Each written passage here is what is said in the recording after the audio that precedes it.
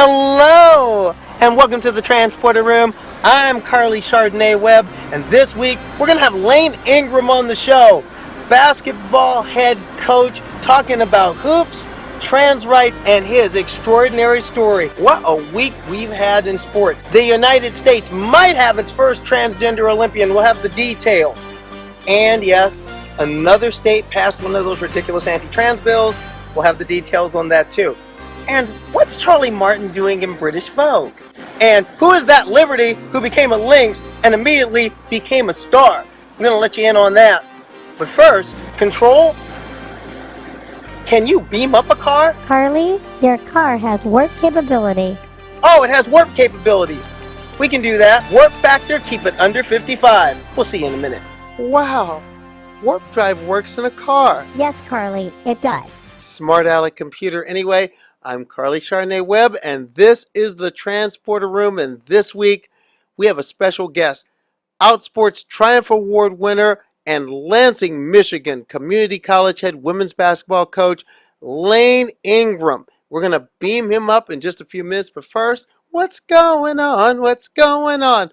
A lot has been, so here's the news roundup, and we start Monday, Montpellier, France, UCI Urban World Championship, and BMX freestyler Chelsea Wolfe of the United States was 5th overall, and that means in the USA team rankings, she sits 3rd, which means she could be selected as the alternate for the U.S. Olympic team heading to Tokyo next month.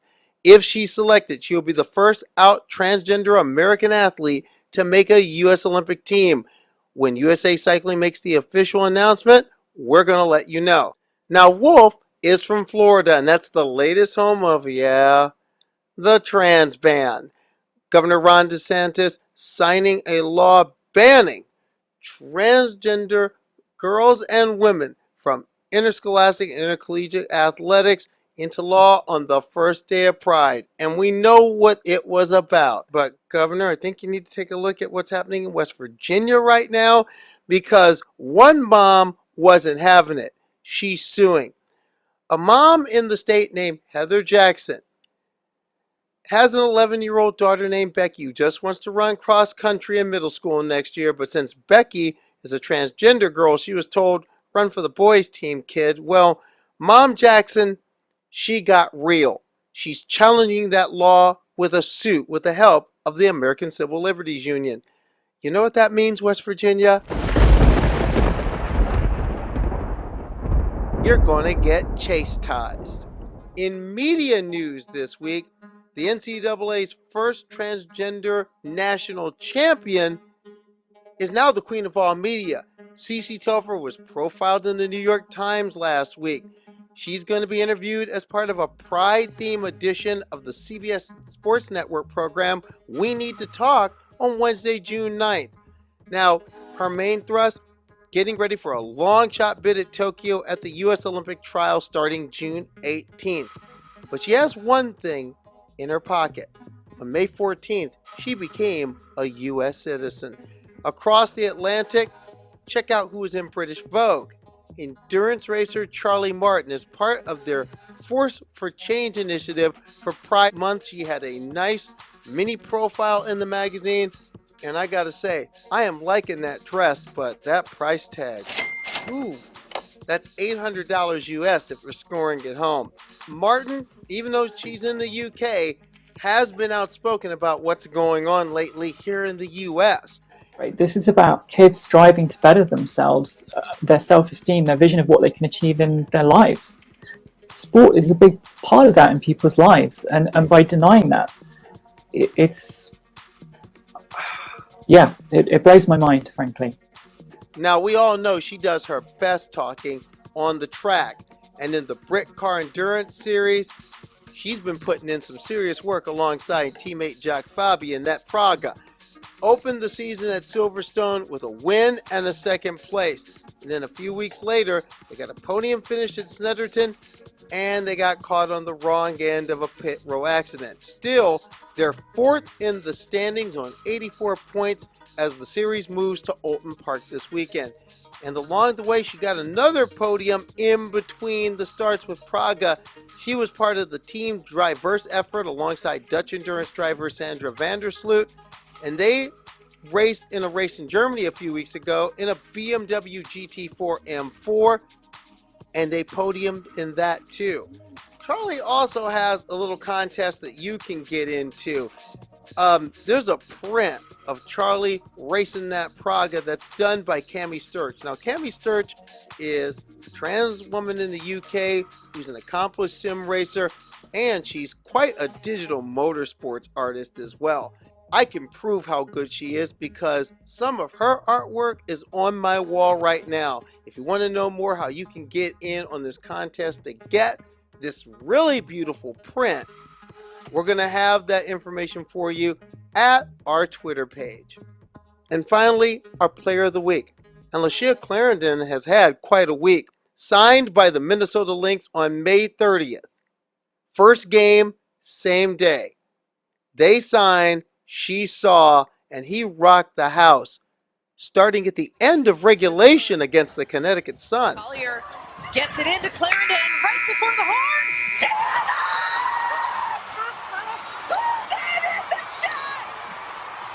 Did she get it before the buzzer? Nope, didn't count. They reviewed it, and it turned out they were a little late on the draw. But it ain't nothing but the chicken wing on the string for this kid. Clarendon had some clutch buckets in overtime. 12 points, 5 boards, the win over the Connecticut, and he won the heart of a team and a fan base on the comeback trail. I'm still just like trying to catch my breath, like what just happened? I got cut a week ago. I flew home. I got on a plane. I'm playing with the Minnesota Lynx, but that's the WNBA. You just have to stay ready and prepared. So I'm going to go take a deep breath. Oh, she wasn't done. Clarendon's averaged 27 minutes and 11 points per game. And partly due to his efforts, the Lynx have gone 3-1 in that stretch. Yep, you're hearing that noise. You know what that means. We got to get a word in from our sponsors. But when we come back, Layne Ingram beans up. I'm Karleigh Webb. This is the Transporter Room. Stay with us.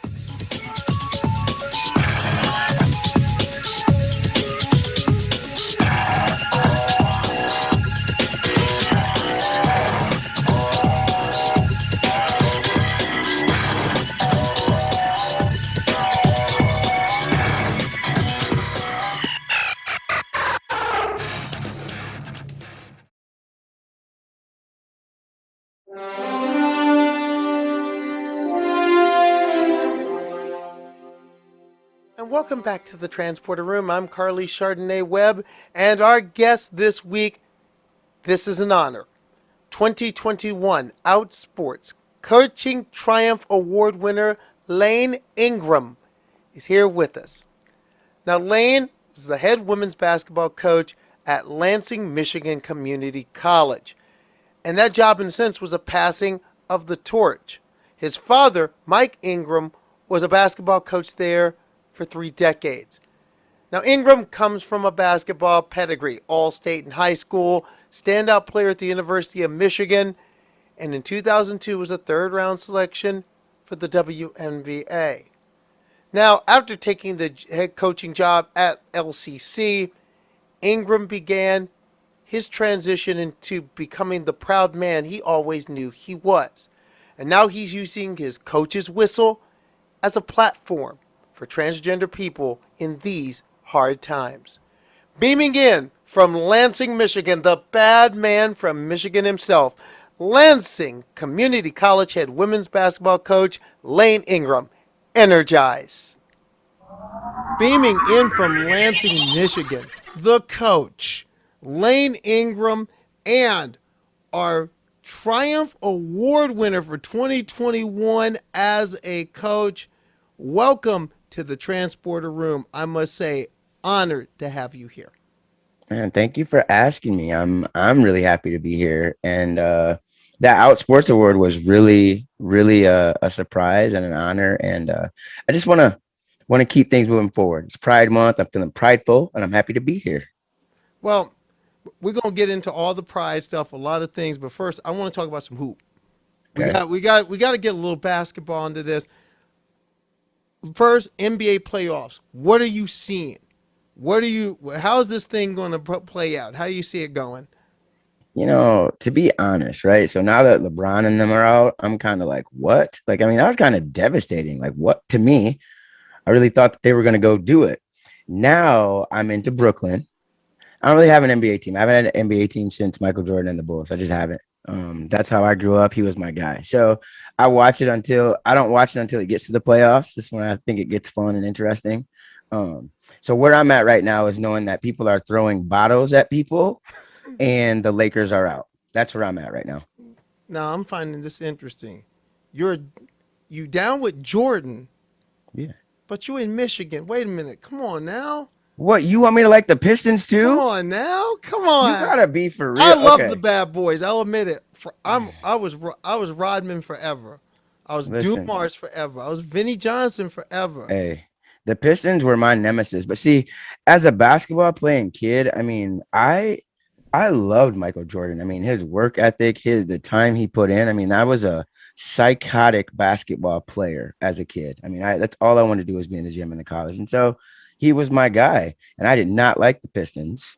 I like the Bulls. And I maybe have been to maybe two Pistons games in my life. Is that not ridiculous? For Two real. pin. Okay, I could see you not going necessarily going to the Pistons now. I mean, maybe at least stepping in there when Chauncey Billups was there. I mean, stepping into Yeah. the power. I mean, that was back when they was winning Well, in the hold power. on. Now, I did take a 8-year hiatus to Los Angeles, though. So between 2003 and 2010, I was living the high life in LA. I had different teams. Okay, So, all right, fair enough. But now in the WNBA, mhm. what are you seeing right? What are you seeing right now? So here's what I'm going to say about the WNBA. I'm going to ride with the Sparks always. And I know that, they're not doing their thing, but it's because during my stint in LA, I worked for the Sparks for 3 seasons and I made great friends and great relationships and I loved it. After I got over the fact that I didn't make it after I got drafted, I still loved it. Um, but so, the Sparks are my team. I really like the Connecticut Sun though. I really like the Connecticut Sun. I don't understand why the Aces jumped them. I don't understand that. But um, I like watching it when it comes on. I make my kids sit down and watch it because I think it's important, you know. Well, I'll tell you what. The Sun are my local team. I live an hour away from where they play in Connecticut, The and Mohegan. yeah, down at the casino, and no, the Sun are actually looking. They're still looking pretty strong this year. I can see Yeah. them coming. I can see them coming through in the East. I could see that.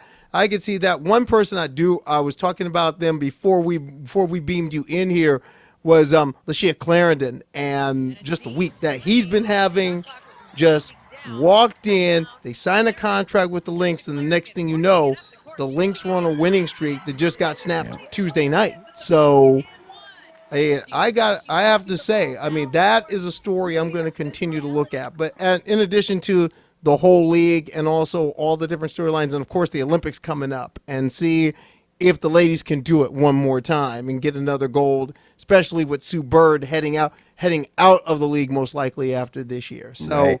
this is going Right. to be a wild year. But another thing that's been a wild year about has been all this. There's something in your blog where you talk about cringy hot mess, and we are going to get no, we're going to get into Oh we're going to step into that a man. little bit. We're going to step in. Oh no, you don't understand. We do our research here at the Oh, Transporter. I guess so. We do our no. We're going to step into that. But the cringy hot mess I'm talking about is all these anti-trans bills across this country.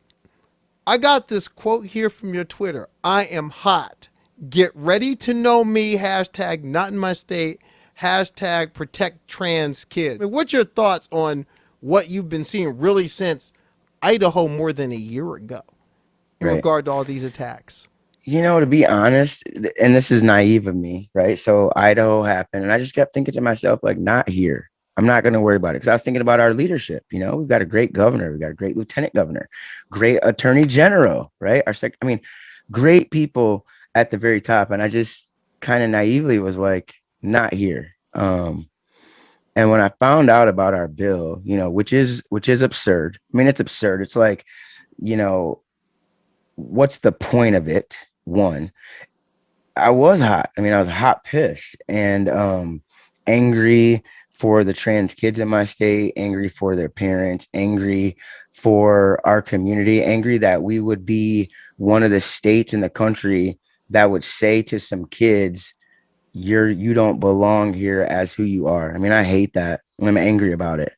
And so, the fact that, when you ask me, if anybody asks me to do anything, I'm going to say yes. I want to say loud and clearly, as many places as I can, that these bills are based on fear, ignorance, hate, and transphobia. End of story, bottom line. One thing is, as a trans man, how do you answer to those who don't even bring trans men into the equation when you're talking about these bills? Because a lot of people just don't.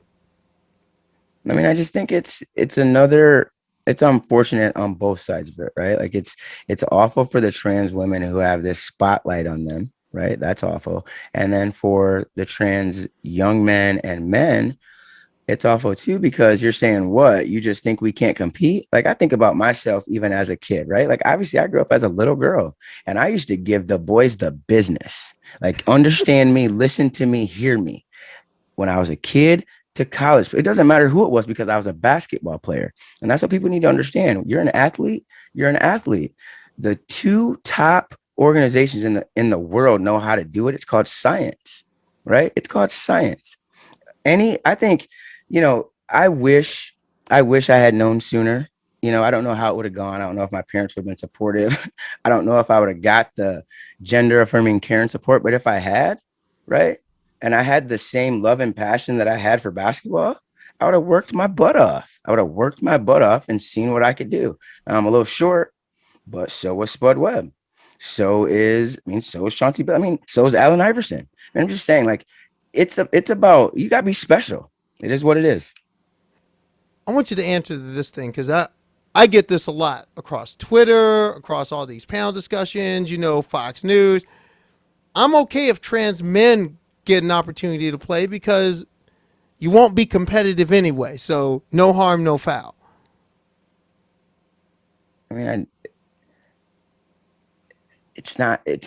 I have a couple of things to say to that. One, it's not true. Two, the fact that it's not even been an issue is like, why are we talking? Like, what is the problem?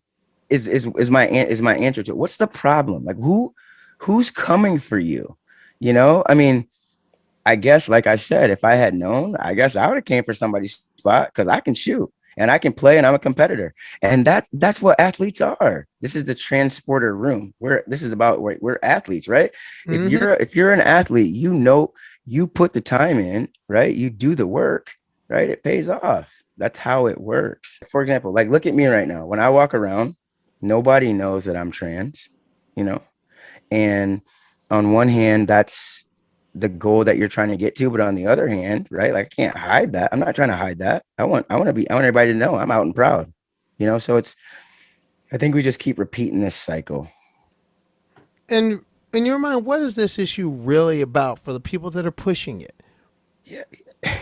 I was just talking about this with a friend, and I'm like, sometimes I can't really wrap my head around it, except to say that it is ignorance and fear and hate.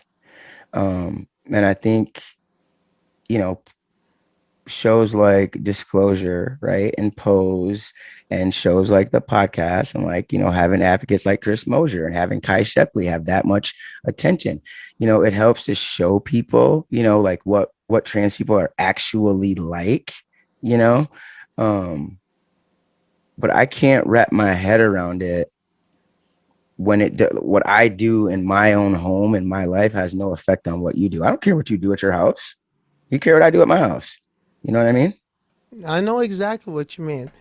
But one thing you just talked about was just how much you want to ball. You said, quote, I played basketball, taught me many things, how to work hard, to be tough, to have a passion for something, how to be a teammate, a leader, a role model, confidence. But there's this sentence. It also masked what else was going on. Mm-hmm. How did basketball play into that? Because that's something I can relate to, because that was me too at a young age. Mm-hmm. I mean, I think just the way that I grew up, I mean, I grew up in the church, and homosexuality, because if you I mean, I'm sure a lot of people grew up in the church, but like in the black church, like that's what it was called. It's a sin. Mm-hmm. The idea of transgender people was not in the realm of my environment. And if they ever were brought up, they were called transsexuals, and it was negative and it was derogatory. I mean, it just was not a thing. And I also feel like growing up, like we didn't talk about things, like you didn't talk about your feelings. You didn't explore things. I mean, that wasn't a thing that we did. Like kids these days, to me, I think there's a fine line, right? Like you need to chill with your feelings, but also like, sure, tell me how you feel. But anyway, we didn't do that. And, even when, I mean, look, when I look back, I definitely I'm definitely a trans kid when I look back and see all the things. I mean, it just is unreal. And so I didn't date in high school. I didn't date in middle school. I didn't have boyfriends. I didn't date in college, really, right? I didn't do any of that stuff. I didn't party. I played basketball. That's what I did. I played basketball, and I was good at it. That was the thing that I could do. That was the thing that I had control over, and it did teach me how to be confident and how to work hard and how to want something, how to work for something. And those are intangible things that I was not going to learn anywhere else. And if I hadn't had basketball, like I wouldn't have this self-esteem. I wouldn't be able to sit here and talk to you. I wouldn't be able to talk in front of people, right? I maybe would not be as outgoing to share my story. And to try to take that away from a really small population of kids will do so much more harm than good.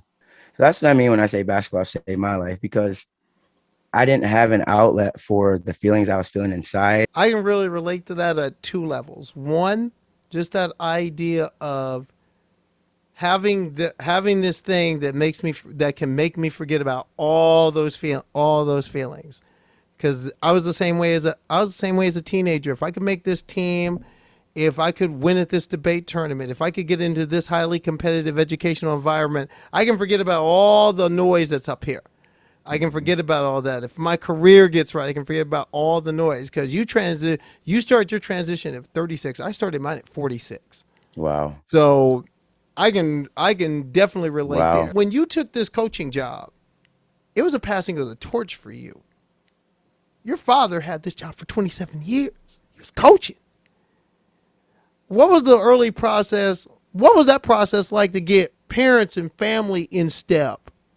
And in turn, get the coaching step, now you're taking the whistle and you're getting this team and you're starting transition.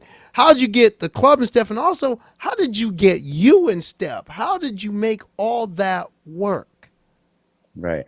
Well, so here's the cool thing about it is my dad has been the coach at LCC, 30 something years, right? And he coaches the men. And so the women's coach was also a longtime coach. He had been there like 25 years and he left. Okay, so And Dad, make sure I got it right. Dad was not coaching the men, who was coaching the men's team. yep, he And was you were coaching the men's watching him. team. Okay, he's coaching the men's Yep. team, but you took the place of a long time women's coach. Yep. Yep. And so it was cool though, because my dad had been there and it was like, going to be at the time, it was like, wow, Layne Ingram is coming back and is going to coach at LCC.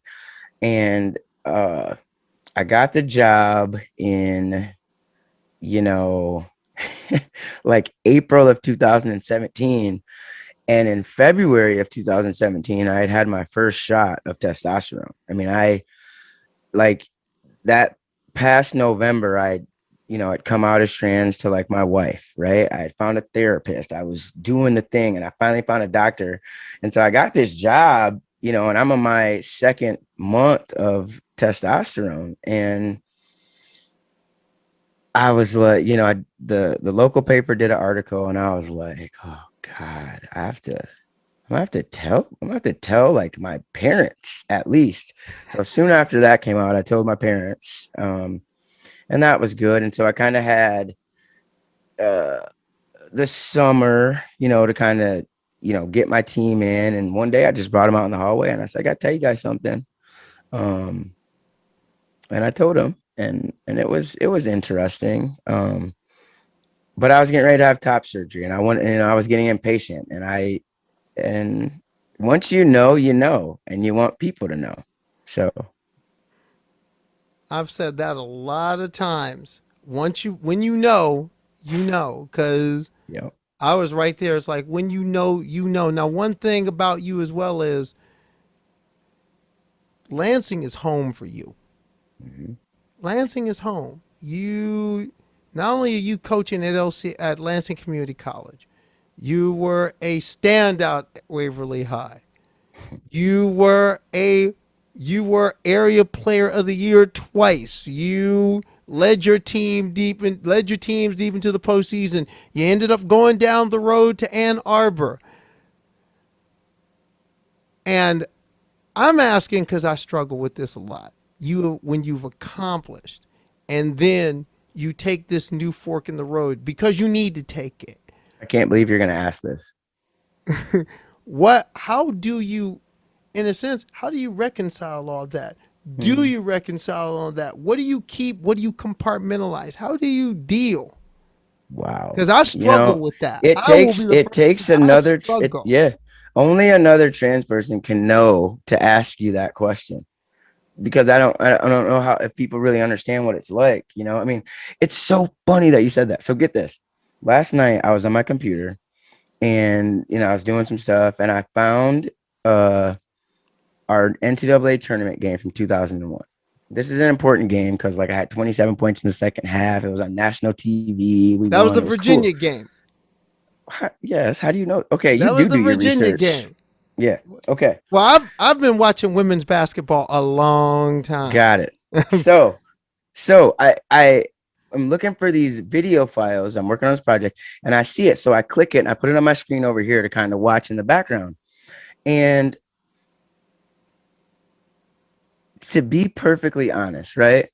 I remember that moment because it was one of the greatest moments of my life. My family was in the crowd. Like my team, we played great. I had a great second half. I remember that. But when I'm watching it, right? Like I know it's me, right? But it's almost like a before. That's my before life, you know. And I'm gonna tell you two ways that I look at it, right? So as I'm watching that game, what I'm looking at is the people that I played with and remembering how I felt at the time, right? Like I got really emotional. Like my brother was in the crowd, and that was an important time in my life, and I loved doing that, right? But that's not me. And I distinctly remember looking like, yeah, that's you, but that's the you had to be, right? To get done what you were trying to get done, which was to go to school for free, to play basketball for your dream, try to make it to WNBA, right? Like that was the dream. That's what I was doing. Um, the other way I look at it as, you know, and I'm being honest with you since you asked me this, there's a block of time in my life that probably is in a box way back there. Like, I probably if I was to be honest, I probably stopped when I graduate from college and I just kind of grew up to be who I am right now. Like this is how I would have imagined I grew up to be if it had worked out right. One thing you said you're working on a project, and that's why you're digging into all these crates and Mhm. pulling out all these memories. What's the project you're working on?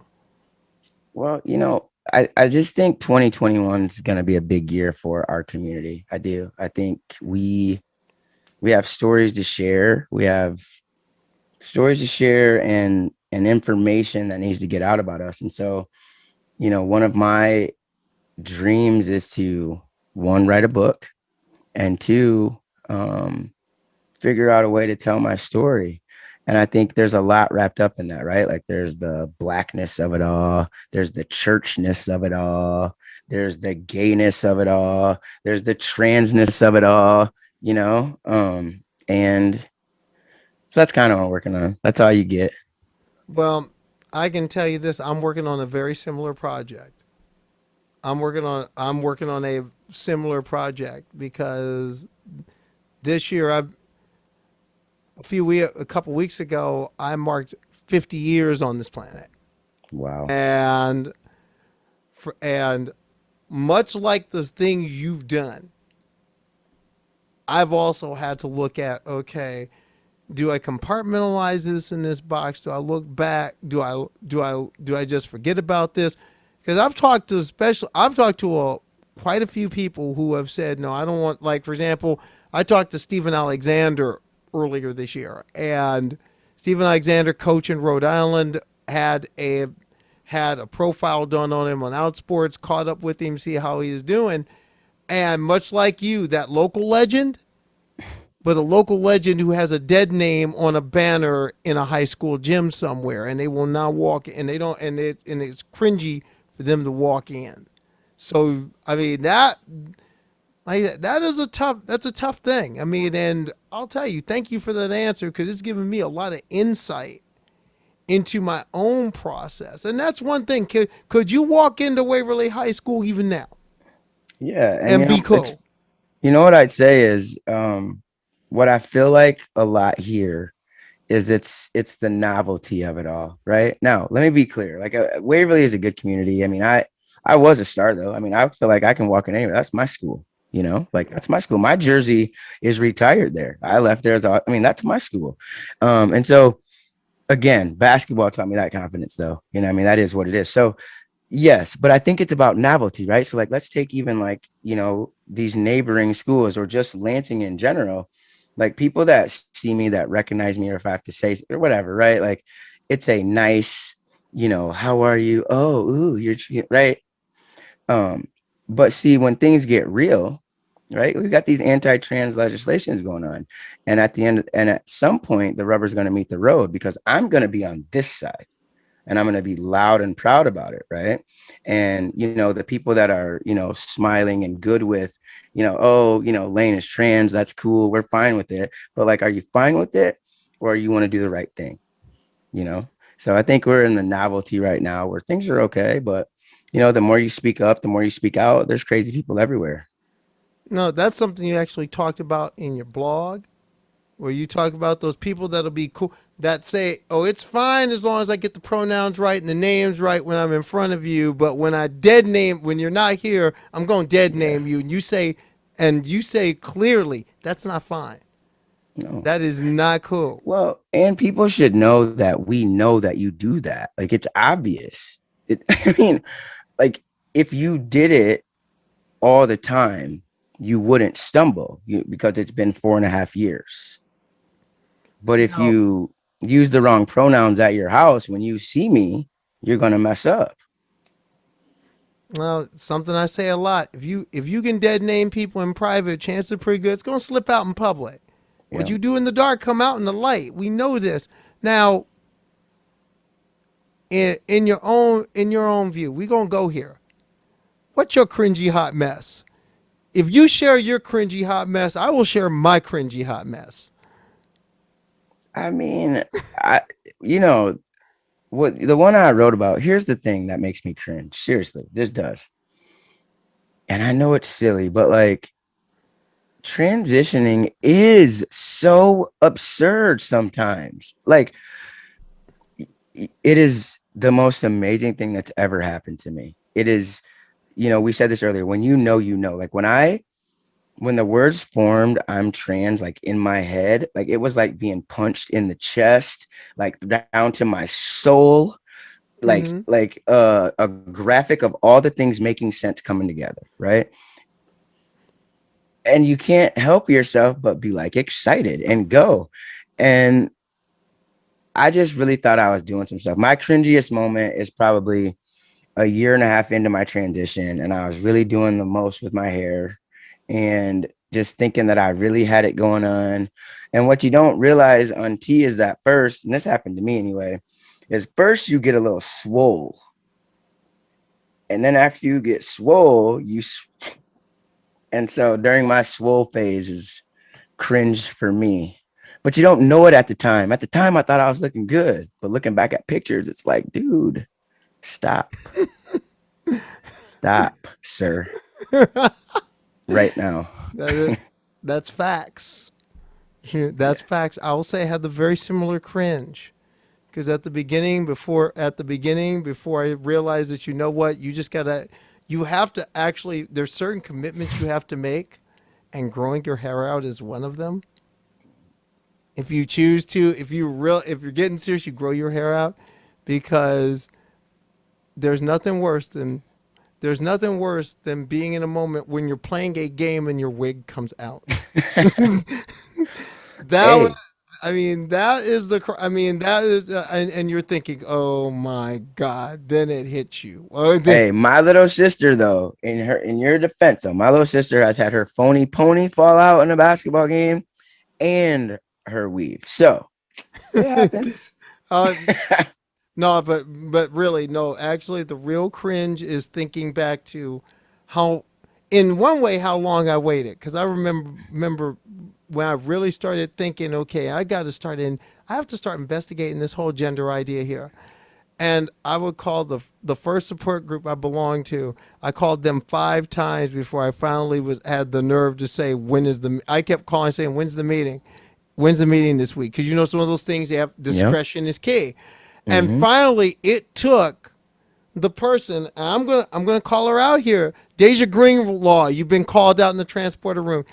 She finally just said, "Will you just come to the meeting? You've Okay, been picking, Deja.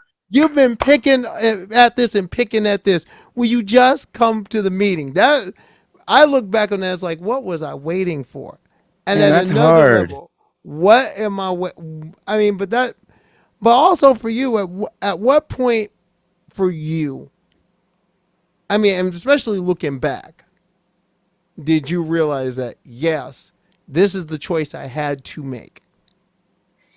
Well, so here it's more like things just still weren't right. I mean, you know how you talk about having success and having like a great life? I mean, from the outside looking in, like even I mean, I had a great childhood. Didn't want for anything. It didn't feel like. I mean, I had great high school, great college. I mean, good jobs, right? I was in a 10-year relationship with the not with the same person. I'm with somebody else before who I don't like at all and probably would leave on the side of the road. But anyway, I was in a 10-year relationship and everything was fine, but like something was still missing, right? Like I wasn't okay. I just, like there's that general, you're not okay, but like you're fine. And I wrote about this, right? Like you can be fine and get along, right? You can be okay.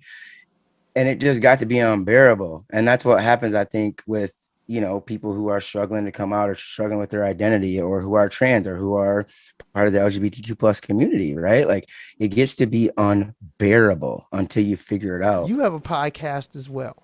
I do. What got you? What got you started on the Reconstructed Man podcast? What got that going? What was the thrust to get that moving? So interestingly enough, I did a panel for Trans Awareness Week. And I have a really good friend. His name is Daniel, and he's a trans guy who I used to work with, and he actually was like the first trans person that I met, and really helped me a lot. I mean, he still helps me to this day, just like, I'm not telling anyone. in Like, being this okay thing with will being me and what remain it's going to between feel me and like, me. and understanding that you No need a one will ever support hear group. And about so it. he came on and did this panel with me, and when we got off, we were like, hey, we kind of got a little bit of chemistry. I like talking to you. And we just kind of started talking about it. And so last November, we said, let's give it a try. And we did. We did season 1 of The Reconstructed Man. And it's, to kind of really explore the transgender experience and share stories, and amplify people's voices. And I loved it. I thought it was really great. And so season 2 actually starts June 16th. And I've got some really awesome guests for this season. It's going to be just me. So like every other episode, there'll be a guest, and then I'll do an episode alone with topics and stuff like that. I checked out some of the podcasts, and what do you think people misunderstand about transgender men? Uh, Hmm. I mean, I think people in general don't get it. I mean, I think, uh, and I think they think it's okay to just ask stuff too, which is like, I don't just ask you stuff, but thankfully for me, right? I've had a good, oh, I got a kitty cat too. Yeah, I Yay. know, kittens. This is my Right. support animal in many ways. But what is so? So a lot of Sorry. it's just the questions people ask. Yeah. I mean, I think, you know, I lucked out, and I'm not saying this in a way, but like I am really happy with the way that I look, and even if I think I'd be happy with how I look no matter what, right? But like it's gone pretty well. And my friends are like, you're you look like you, but just like different, or like, they tell me that I'm handsome and all that stuff. So like it's a little bit different. I think for men, it's a little bit different, it's just like for me, I'll give you a good example. So I had this friend, she's a woman, like a cis female. And before I came out to her as trans, I said, if you were gonna get together with your girlfriend to go on a shopping trip, like, would you call me? And she was like, no. And I was like, thank you. Right. Because that's not ever what I was giving off anyway. Right. Like I was one of her guy friends before, even though I wasn't. And so I just kind of assumed, I just kind of moved into that role. It just kind of worked.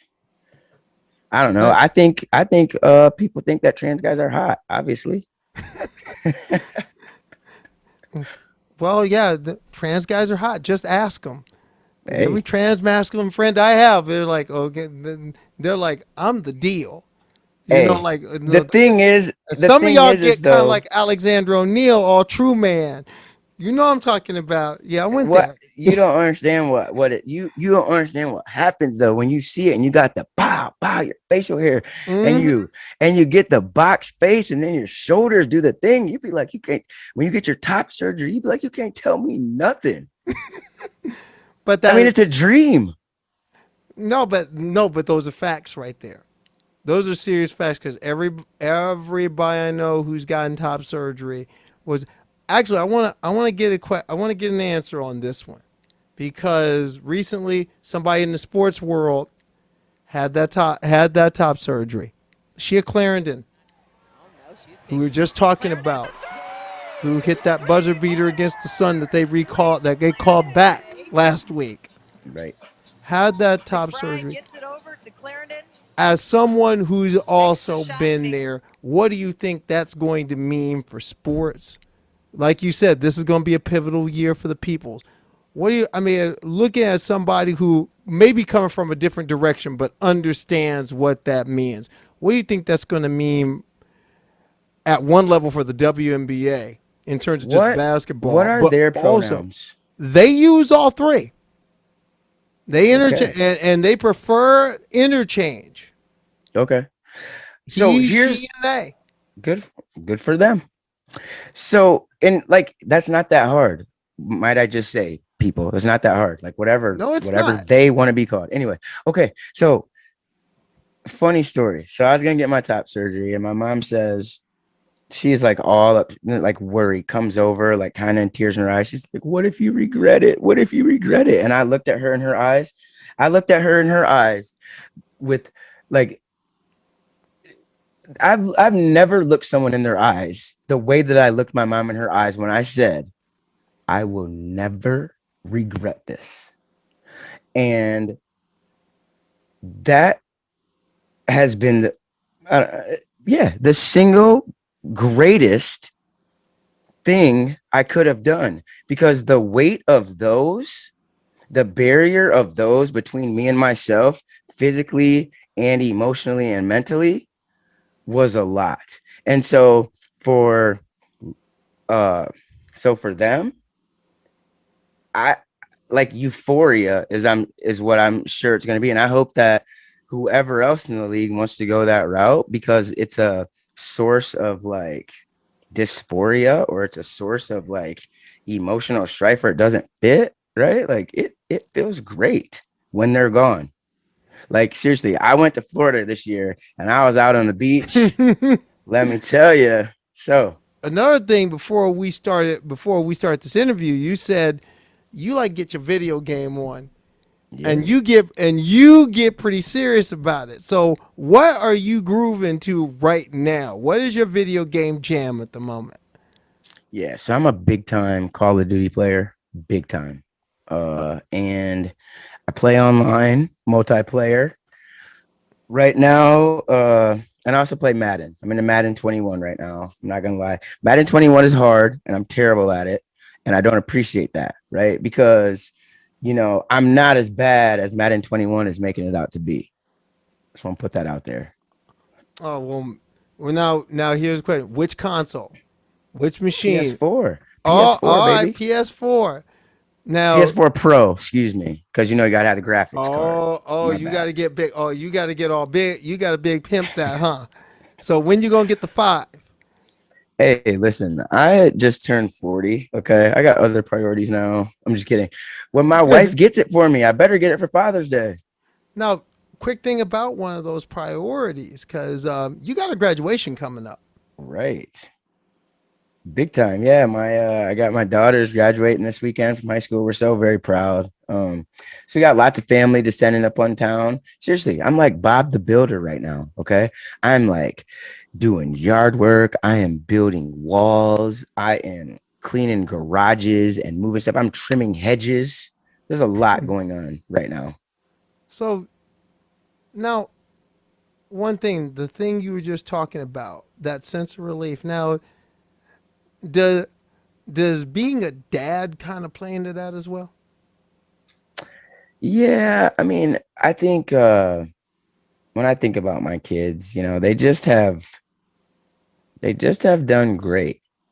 They just have done great. We were very honest with them and let them ask questions, but they've just been great. They get it, and whoa.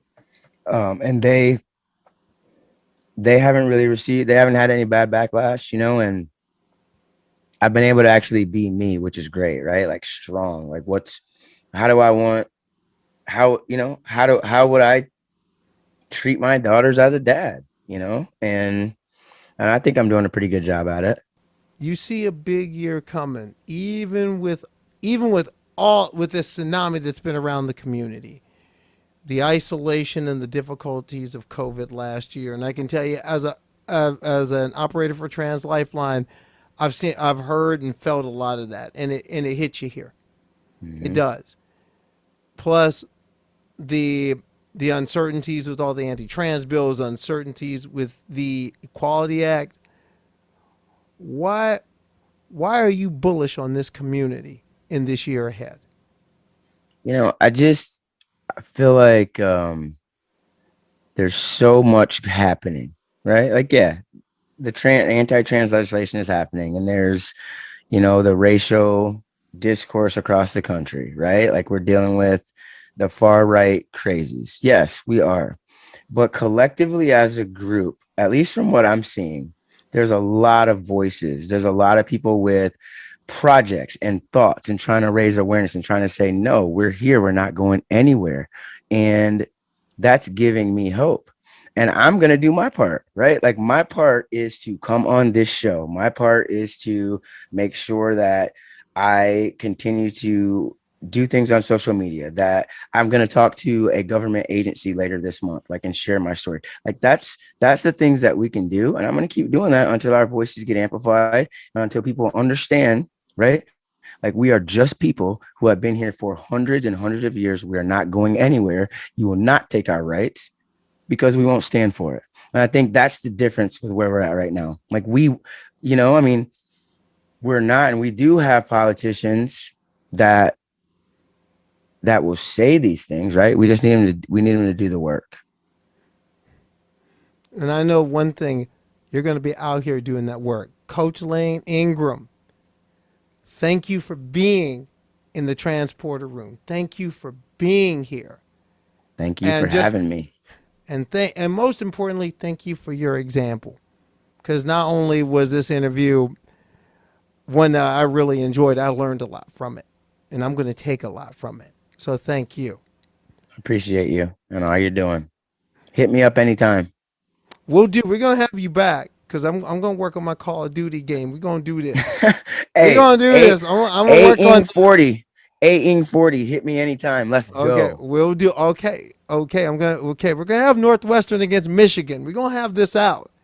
My God. I'm gonna show you. I'm gonna Nobody's show you. nobody's worried about the Wildcats. Is I'm that what you gonna guys show you. are? Y'all was worried about us last. Hey, all I'm saying is y'all was worried about us last year, football and basketball. Y'all was a little bit. Y'all was a little worried. Y'all was a little, and you better worry about this year too. Yeah, I said it. Yeah, you heard me, hardball. Wow. You heard me, Jalen. All right. You I'll heard talk to me. you. I'll see you. Okay. Well, I'm gonna mark the date. We'll see. Oh!